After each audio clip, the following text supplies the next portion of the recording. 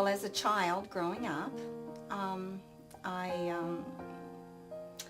knew about God, but I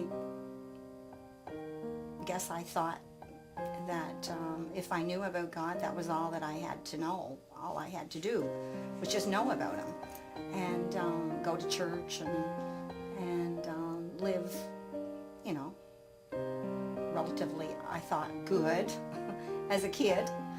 And then as I got older, I just kind of got away from all of that. Didn't want to go to church only on special occasions when you could dress up. I married very young, and so I didn't go to church anymore. I didn't want anything much to do with it. I thought they made me go when I was a kid, and now I don't want to. So then I had two children, two boys, whom I love dearly, even to right now, of course. And I just thought, well, I'm not making my kids go somewhere where they don't want to go. And I thought I was being a good mom. But not knowing that they needed the Lord. And I needed the Lord. Then years later, my marriage broke up. And my life was a mess.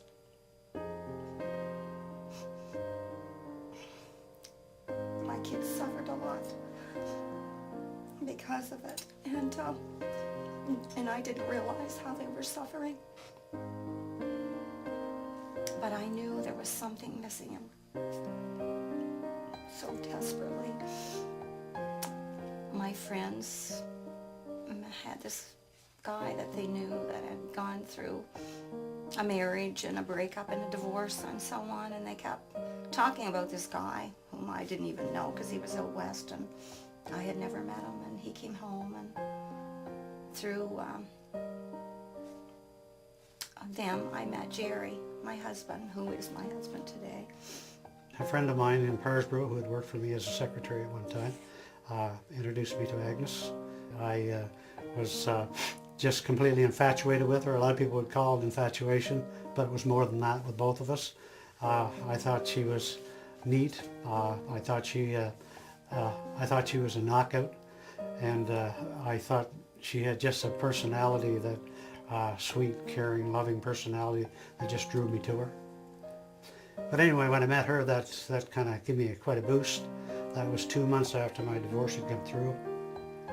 And I made a pact with God that I wouldn't even consider dating anyone else until my divorce was finished and finalized. And I had the papers 2 months before that.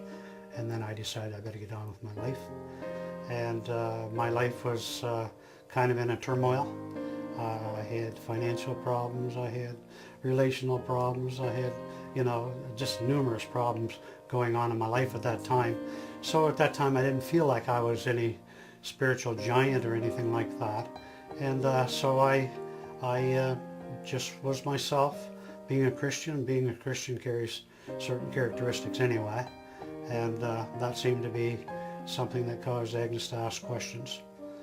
When I met Jerry, he was different than anyone I had ever known, and I found myself wondering about him.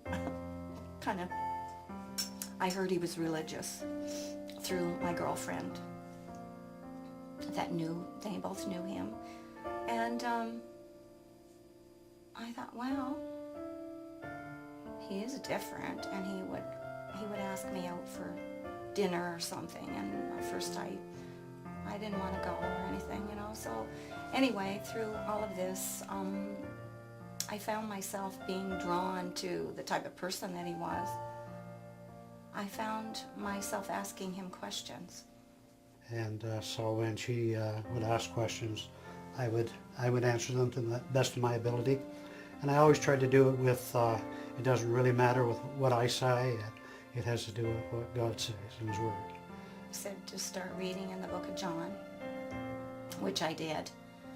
And I couldn't wait at night because I was working at a motel and managing it and so on, and I was busy.